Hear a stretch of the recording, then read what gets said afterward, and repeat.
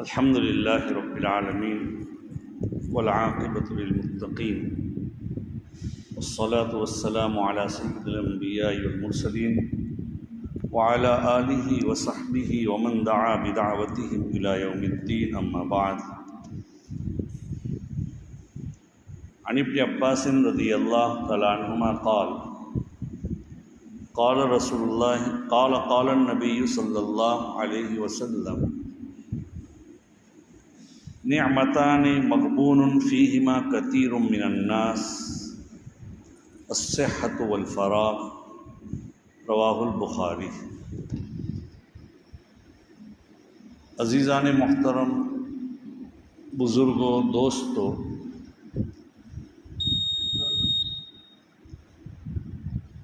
میں نے آپ کے سامنے ایک حدیث پاک تلاوت فرمائی۔ حدیث پاک میں سیدنا عبداللہ بن عباس رضی اللہ تعالیٰ عنہما سے روایت ہے، نبی اکرم صلی اللہ علیہ وسلم فرماتے ہیں: دو نعمتیں ایسی ہیں جس میں اکثر لوگ دھوکہ کھائے ہوئے ہیں، ایک ہے صحت اور ایک ہے فراغت۔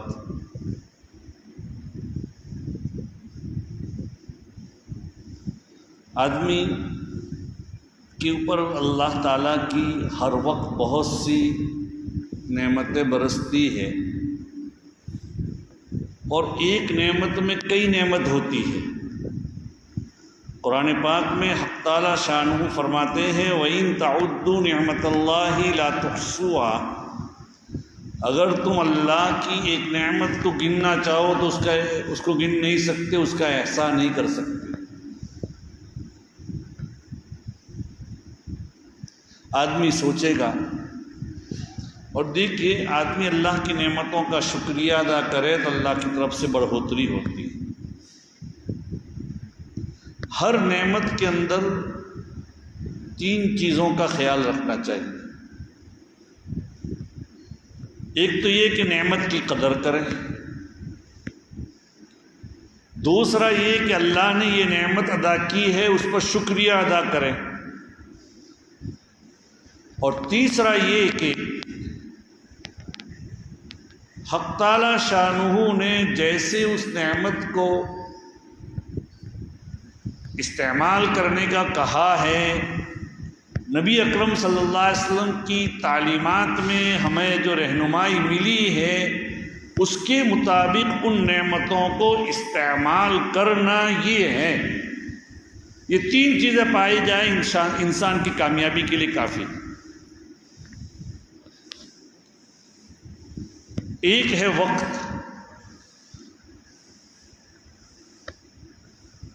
آج لوگ یہ کہتے ہیں وقت بڑا قیمتی ہے،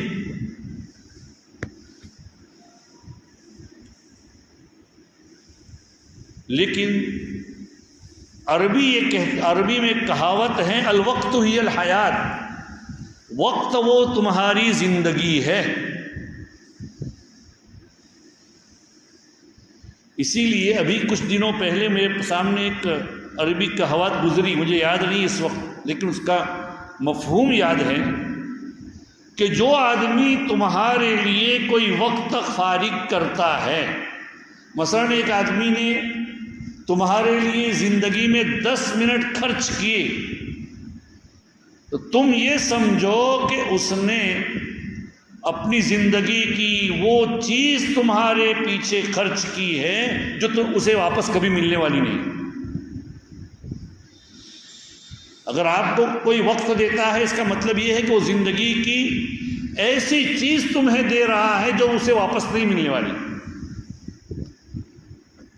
تو یہ جو وقت ہے اس کی قدر کر لیں۔ یہ نہ سمجھیں کہ آج وقت ہے کل بھی یہی وقت رہے گا، مشغولی اور ذمہ داری ایسی ہو جائے گی کہ آدمی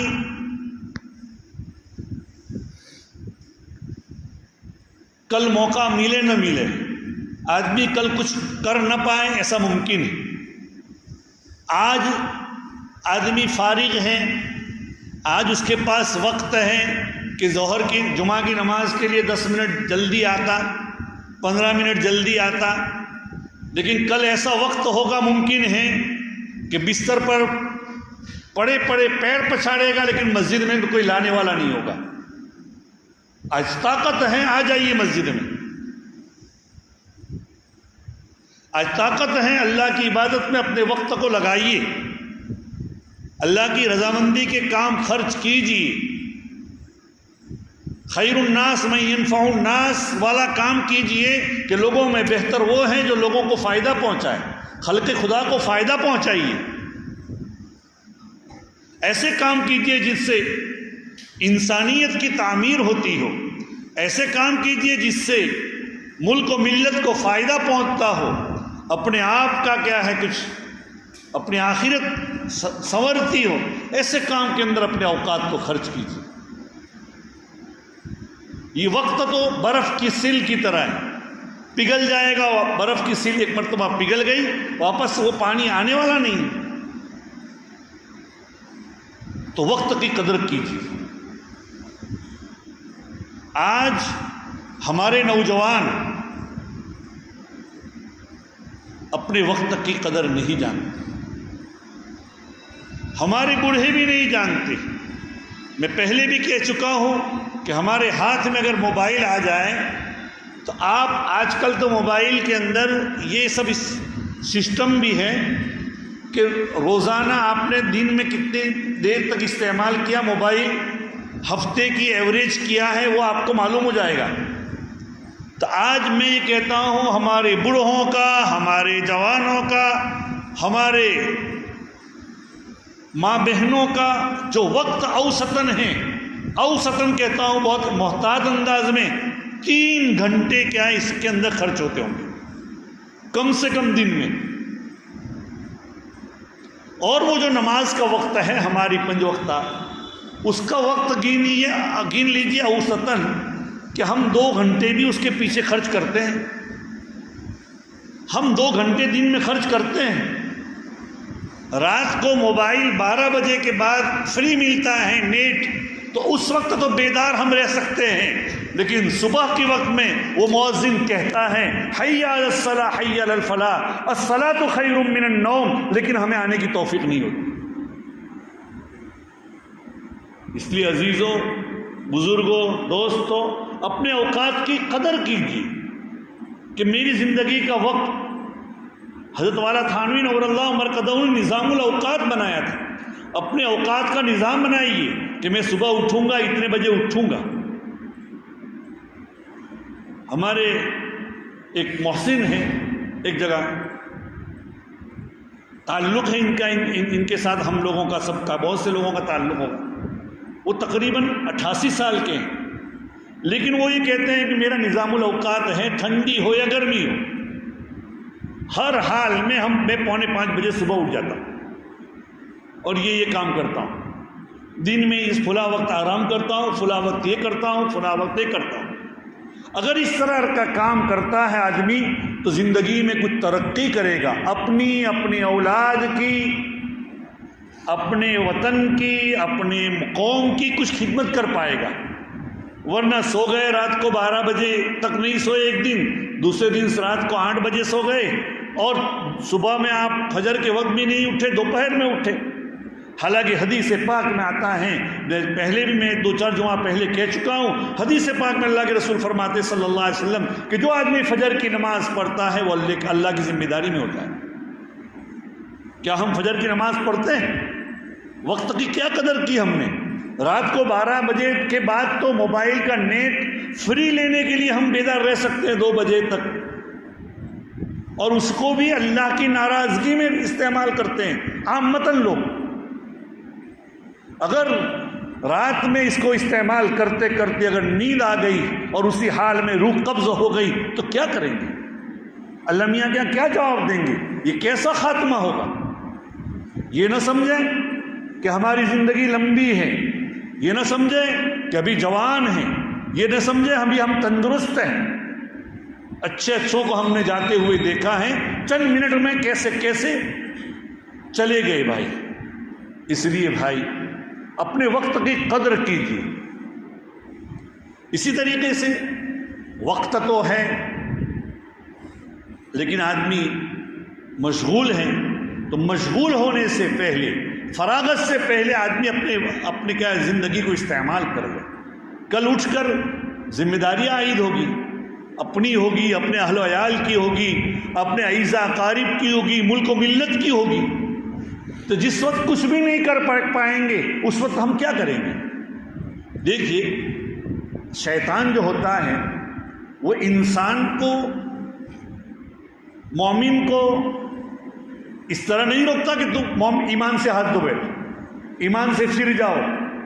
مومن کو یہ کبھی نہیں کہے گا تم ایمان سے پھر جاؤ، بلکہ مومن کو کہے گا کہ ہاں تیرا ارادہ ہے تہجد پڑھنے کا، اٹھنا، ضرور اٹھنا، ارے آج تو تھوڑی دیر کے لیے سو جا، کل سے اٹھ لینا۔ جماعت ہی چلی جائے گی فجر کی، اور کیا ہے، نماز تو گھر میں ہی پڑھ سکتے ہیں، تھوڑی دیر 10 منٹ آرام کر لے۔ شیطان یہ خیالات ڈالتا ہے۔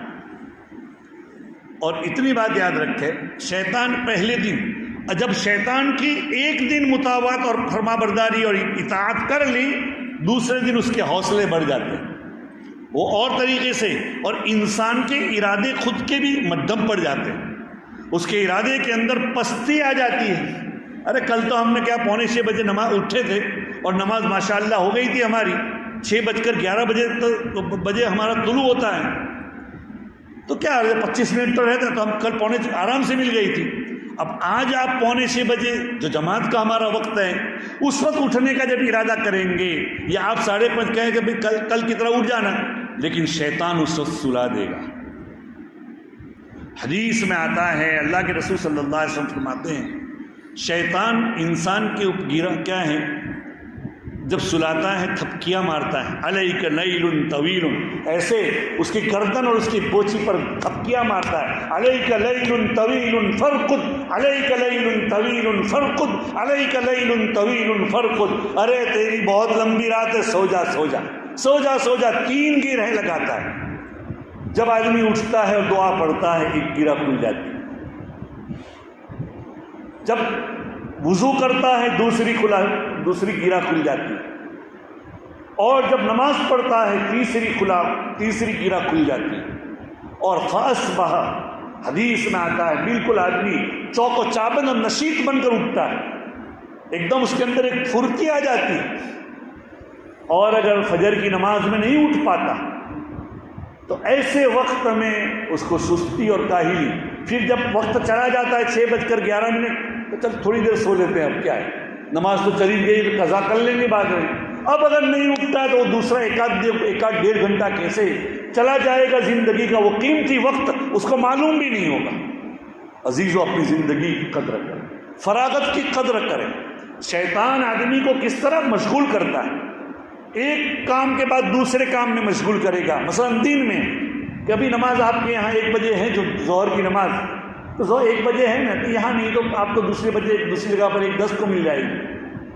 اب وہاں 1:10 کو پہنچنا بھی ہے، یا 1:15 بجے کہ دیکھنے گیا کہ بائک کے اوپر تو کیا ہے، پنچر ہے، چلو اب گھر پڑھ لیں گے، چلو دوسرا کام کر لیتے اور گھر پڑھ لیں گے۔ پھر وہ شیطان آدمی کی نماز تاخیر کرتے کرتے، پہلے دن ممکن ہے کہ جماعت گئی، دوسرے دن تاخیر کرائے گا، اور تیسرے دن نماز قضا کروائے گا۔ اس لیے عزیزو، انسانی قلب میں جو آتا ہے خیالات، بزرگان دین کہتے ہیں جو اچھے خیالات ہیں، ان اچھے خیالات کو مہمان اور وارد کہتے ہیں، اس کے اوپر عمل کرنا چاہیے، اس کے اوپر عمل کرنا چاہیے۔ ہمارے حضرت سید مولانا ابرار صاحب نور اللہ مرکزہ ورد مزدہ کہا کرتے تھے کہ کبھی خیال آئے نیکی کا تو کر گزرو، کہ جیسے مثلا خیال آیا کہ 10 روپیہ میں صدقہ کروں، ارے یار بازار کچھ اور بھی لانا تھا، جیب میں 10 روپے کے، ابھی صدقہ کر دو، وہ جو ضرورت ہے وہ بعد میں ہو جائے گی پوری۔ صدقہ نہیں کرو گے تو وہ رہ جائے گی، وہ ضرورت تو ابھی پوری ہو جائے گی، لیکن اگر وہ ضرورت ہے 10 روپے کی چیز خریدنے کی، تو وہ گھر جا کر بھی آپ اس کو خریدیں گی، اور یہ ممکن ہے یہ 10 روپے میں۔ یا کبھی یہ خیال آیا کہ چلو 2 رکعت اور نفل پڑھ لیتے ہیں، مسجد میں آئے 2 رکعت تحیۃ المسجد پڑھ لیتے ہیں، اور پھر کیا گیا، سورہ کہف تو میری باقی ہے، تو وہ پڑھ لو. تو سورہ کہف بھی تو پڑھنا, لیکن یہ 2 رکعت کا خیال آیا وہ پڑھ لو. ممکن ہے کہ اللہ نے وہ 10 روپے میں یا وہ 2 رکعت میں اللہ نے تیری مغفرت کر لکھ دی ہو. یہ وارد ہیں اللہ کی طرف سے مہمان, اور مہمان کی ایک مرتبہ میزبانی کی جاتی ہے, بار بار آتا ہے, بار بار وہ خیالات آئیں گے, اور اگر وہ اس کی میزبانی نہیں کریں گے, ان اچھے خیالات کو دفع کریں گے تو آنا بند ہو جائے گا. اللہ کی طرف سے یہ کیا ہے, رہنمائی.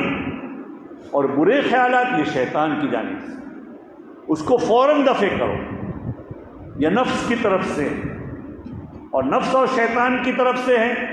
حضرت والا تھانوی نور اللہ مرکزہ ملجاؤ نے مثال کو دے کر فرمایا ہے کہ اگر نفس کی طرف سے ہیں تو کیسے سمجھیں گے کہ نفس کا یا شیطانی اثر ہے.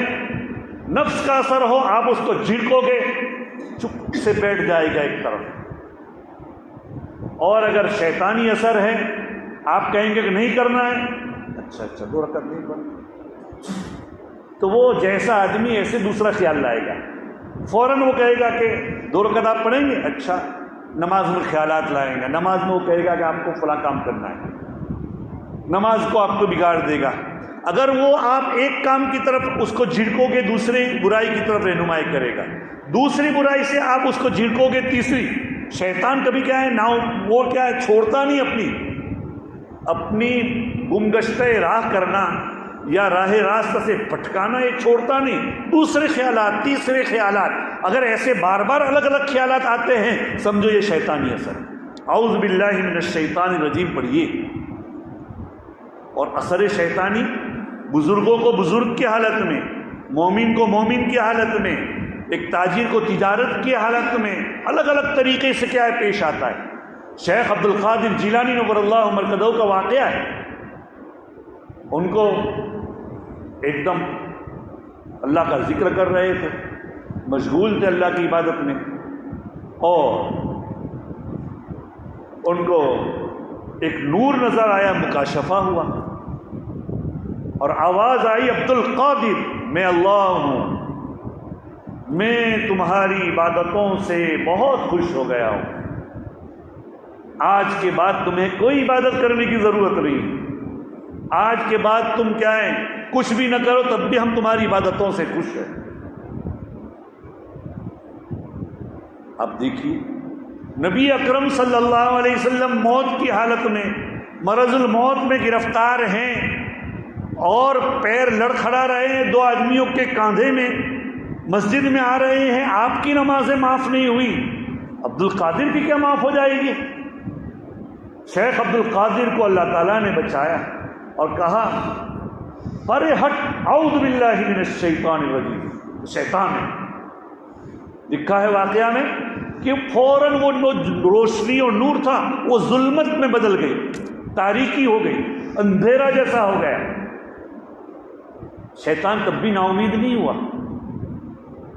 شیطان نے کیا کہا, عبد القادر تجھے تیرے مجاہدے نے اور تیری عبادتوں نے بچا لیا. شیخ عبد القادر نے فوراً جواب دیا زور سے کہ مجھے میری عبادتوں اور ریاضتوں نے نہیں, اللہ کے فضل نے مجھے بچایا. بزرگان دین کہتے ہیں یہ دوسرا جو حملہ تھا وہ پہلے حملے سے زیادہ سخت تھا. تو کہنے کا میرا مقصد یہ ہے کہ شیطان کا جب حملہ ہوتا ہے, شیطان ہر ایک کے پاس الگ الگ کیا, اب ہر آدمی اپنے بارے میں سوچے مجھے کیا کیا خیال آتا ہے. تو عزیز و دوستو اپنے اوقات کی قدر کیجیے. اگر جن لوگوں نے اپنے اوقات کی قدر کی ہے تو وہ اس لیے حدیث پاک میں آتا ہے 5 چیزوں سے پہلے کیا قدر کر دیجیے. ترمذی شریف کی روایت ہے, حضرت ابو ہریرہ رضی اللہ تعالیٰ عنہ فرماتے ہیں ان رسول اللہ صلی اللہ علیہ وسلم قال بادروا بالاعمال 7 چیزوں سے پہلے اعمال کر لیجیے. هل تنتظرون الا الى فقر منسن, کیا تم ابھی اس بات کا انتظار کرتے ہو کہ آج دھن دولت ہے, کل مال چلا جائے تب ہم صدقہ کر دیں گے؟ اس کا انتظار کر رہے ہو؟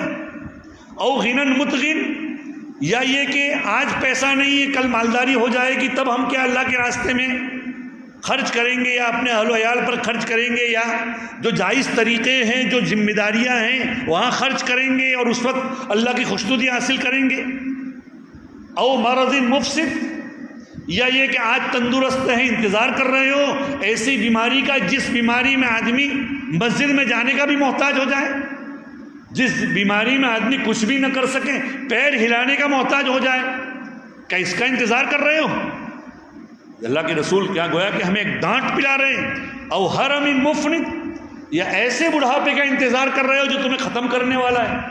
آدمی آج تندرست ہیں، آج جوان ہیں، آج اڈھیر ہیں، بوڑھا ہے، چلنے پر قدرت ہیں، کل ایسا بڑھاپا آئے گا کہ ممکن ہے کہ بستر پر ہلنے، ایک جگہ سے دوسری جگہ، ایک پہلو بدلنے کے لیے دوسرے کا محتاج ہو جائے گا۔ کیا اس کا انتظار کر رہے ہو اللہ کی عبادت کرنے کے لیے؟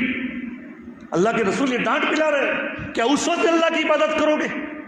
او موت مجہز، یا ایسی بیماری کا جو بہت جلد آنے والی ہے، بیماری کسی کی، ایسی موت کا جو بہت جلد آنے والی ہے۔ کیا موت کسی کی بھی طے ہے؟ کسی کی بھی طے نہیں ہے۔ میں نے ابھی بھی کہا آپ کو کہ جوان آدمی بھی جا رہے ہیں بوڑھے کے ساتھ، بچے بھی جا رہے ہیں جوانوں کے ساتھ، اس لیے یہ نہ سوچیں کہ ہماری عمر بہت لمبی ہے کر لیں گے۔ ابھی دجال کا انتظار کر رہے ہو، فشر غائب ينتظر، بہت بری چیز ہے جس کا انتظار کیا جا رہا ہے۔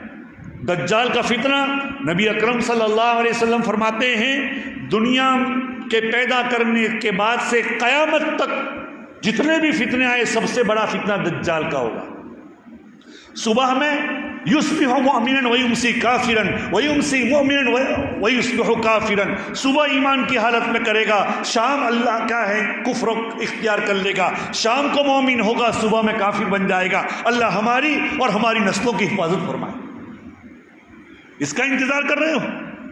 اب الساعہ، یا قیامت کا انتظار کر رہے ہو؟ فالساعۃ ادھیٰ وامر، قیامت بہت کڑوی اور بہت کیا خوفناک اور ہولناک ہوگی۔ اس وقت کوئی کسی کا کچھ بھی کام نہیں ہوگا۔ اور دیکھیے ہر آدمی جب مر جاتا ہے اس کی موت، اس کی قیامت ہو گئی۔ من مات فقط قامت قیامتہ، اب اس کے بعد اس کو کچھ بھی نہیں، یہ قیامت صغریٰ ہے، قیامت شخصی ہے۔ اس لیے آج وقت ہے، اپنی زندگی کے اوقات کی اس کی قدر کرو، آج فرصت ہے، قدر کرو، اپنے اوقات کو ضائع مت کرو۔ جوانوں کو بھی چاہیے، بوڑھوں کو بھی چاہیے کہ اپنے اوقات کو ضائع نہ کریں۔ اس لیے عزیزو دوستو، ورنہ کل قیامت کے دن یا کل موت کے وقت، حتیٰ اذا جاء احدهم الموت قال رب ارجعون، جب موت آئے گی ان میں سے کسی کو کہے گا اللہ میاں مجھے واپس لوٹا دے، شاید کہ میں زندگی میں لعلی اعمل صالحا فیما ترکت، میں کچھ کام کر لوں، کچھ نیکی کر لوں، کلا، اب مہلت نہیں۔ اس لیے بھائی موت سے پہلے اپنی زندگی کی قدر کر لو۔ اللہ تعالیٰ مجھے بھی اپنی زندگی کی قدر کرنے کی توفیق نصیب فرمائے اور لغویات میں ہمیں مشغول ہونے سے بچائے۔